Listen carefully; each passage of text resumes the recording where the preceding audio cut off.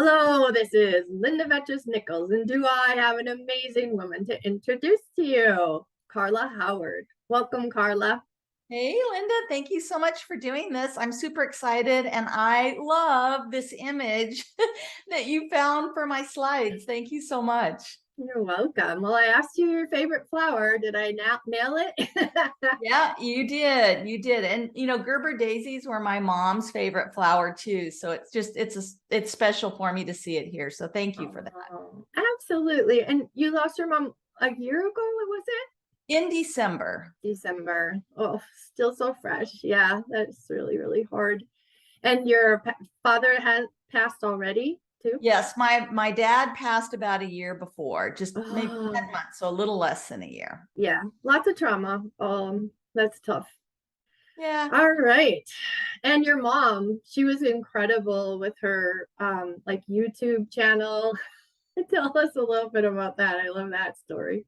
Yeah, she was just amazing. She called herself the sodium attacker because she had to learn how to cook all over again when my dad got congestive heart failure. And Oh, I have classes on Udemy. And she said to me one day, I could do that. And I said, do what, Mom? And she said, I could create online courses and I could do that YouTube thing that you do if you show me how. And I said, oh, that's where it came from. absolutely. Yeah. So Shoot. when she was 72, she started her YouTube channel and she has 13 online cooking courses on Udemy. She was amazing. Talk about leaving a legacy. It's out there, people. Exactly. I love that. That's so precious. That's so cool. And then after your dad died, she, in her own grief, was like, Carla, we get to figure out something to be grateful for each day, right? Yeah, I went over there almost every day. My sister and I, took really good care of my mom. And I'd walk in the door and she'd say, what are we going to do that's fun today? And we would come up with something fun. And I think of her every day, and often when I'm thinking about this idea of creating your dream life, because my mom always said we have to make the best of every day. What are we going to have fun doing today? Yeah. And was always very entrepreneurial and just had a spirit of our life is what we make it. And Yeah. I'm so grateful for having that foundation. That is so precious. And so create your dream life. That's what she did in a way, right? She just decided she wanted to do something. Right, absolutely. And because of the way that I was raised, I've always known that I can really do anything. My mom and dad both always raised my sister and I to know that whatever dream we had, we could achieve it. And to the point that I graduated high school in 1980 and I went into the corporate world. I had no idea that there was this perception that women couldn't do whatever they wanted. It was a shock because my whole life, there was never any dream I had that I thought for 1 minute I couldn't achieve. I didn't know there was gender inequality. I didn't know there was a pay gap. I was completely unaware of it. Wow. Yeah. And that was such a gift because I didn't have those self-limiting beliefs around what I could achieve. Yeah. And what I found more and more as I was in corporate and really created a role for myself that I loved and just enjoyed so much about that part of my life was that so many women were held back by what they believed they could or couldn't do. And I found myself coaching and counseling women primarily so much around, no, you can go do that. It just takes small steps every day. And so that's really where this passion for creating my own dream life and helping other people realize that they have the power to do that as well came about. Nice. I love it. And that was even before you were calling yourself a coach and stepping into the coaching world too. That was kind of a natural thing you were supporting women with. Is that how it landed? Yes, I really, people would ask me to mentor them, and I would do that. And today I've really transitioned from being a coach to using a coaching element in all of the work that I do. So my Okay. keynotes, my programs that I've developed, and even in my work that I do on change leadership and leading mergers and acquisitions in the corporate world, I provide that foundation and that support that has a coaching element to it. I don't typically do the one-on-one coaching or although I will, but the primary work that I do definitely has that foundation of that coaching element to it. I love it. And tell us a little bit about like how you kind of fell into the speaking world. Yeah, so it started with me speaking on behalf of the corporations that I was working for. So I'd represent those organizations in conferences and events, and I enjoyed it. I was very good at it. I went to Toastmasters for many years to learn the art of speaking. And I remember sitting in the audience during a keynote at a conference where I had just presented to over 300 people on a topic. And all of a sudden I realized, wait a minute, these people are making thousands and thousands of dollars for doing what I just did. I need to rethink this and think about how I can build a speaking career as a side hustle or a future business venture. And so that's exactly what I did.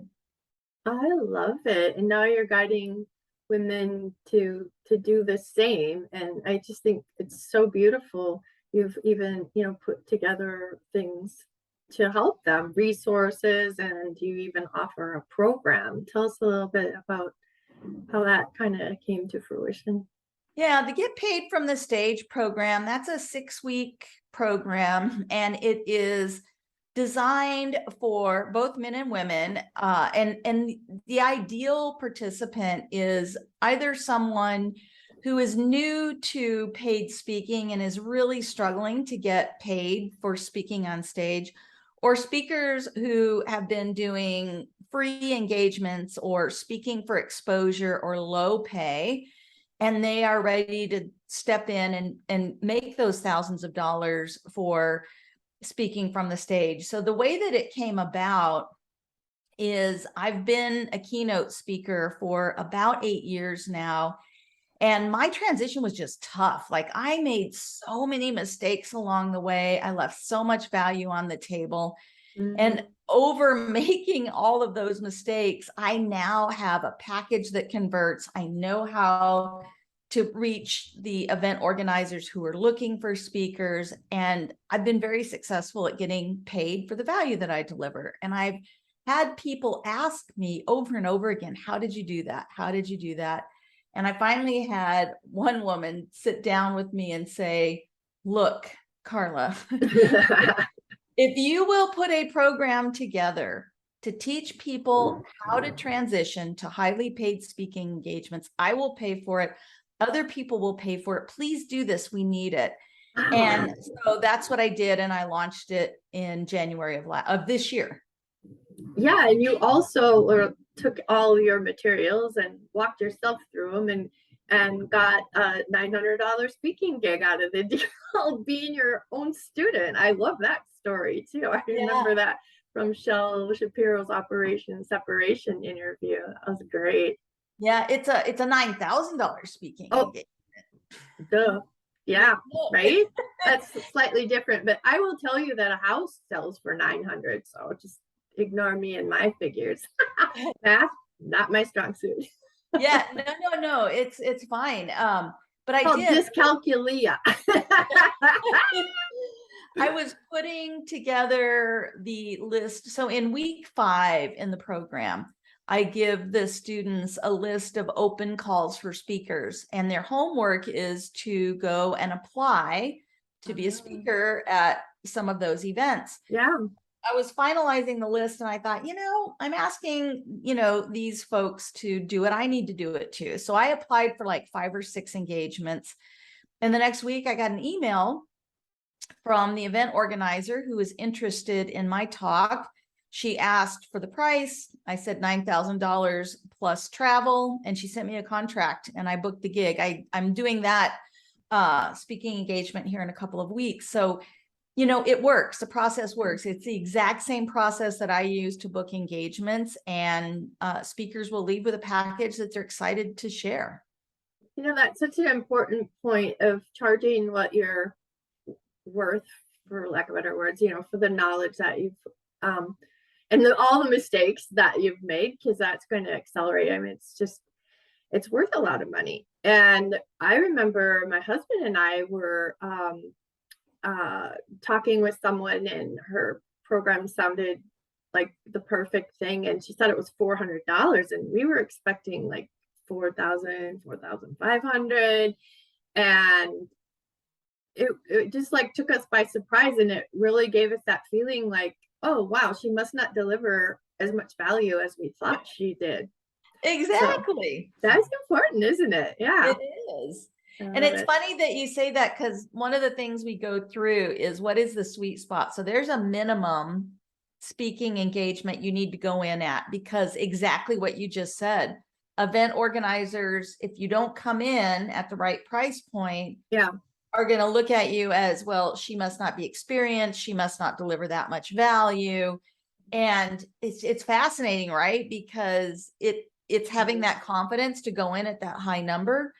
And it has the opposite effect of what we think it's going to. We're afraid we're pricing ourselves out of the gig, when in fact we're setting ourselves up to be seen as a valuable speaker for the engagement. Yeah. Or as women, it's like, oh, I don't want to do that to them. Oh, I don't want, you know, it's like for them that you wouldn't want to charge them too much and stuff like that too. It's interesting. Well, you probably didn't have that from your upbringing, but you found out lots of things about what women do struggle with once you kind of got out in the real world, so to speak, right? I actually did have that problem, because you did? I did. And I think I didn't know what to charge. And I didn't feel like in the beginning, even though I knew that my content was good, anybody would actually pay me that much. So one of the event organizers that I was working with, she asked me how much I charge. I came in with something ridiculous, like I think like $200 for a local event. And hopefully she slapped you up the side of the head. Yeah, you know, there was this silence on the other end. And she said, oh, we're going to pay you more than that. And I said, okay. Yay. Women for women. I love that. Yeah. So she actually paid me $2,000 for that engagement, sent me a contract, and said, we're going to have a glass of wine and talk about your prices while you're here. Nice. That's awesome. Yeah, you got to love a woman who is looking out for other women and says, listen. And we do. Yeah. I love it. And everything's way more in the feminine these days. So I appreciate that too. Oh my goodness, this has been excellent. Thank you so much for sharing all of you with all of us. Oh, well, thank you for having me. I enjoyed it. Good. Bye for now.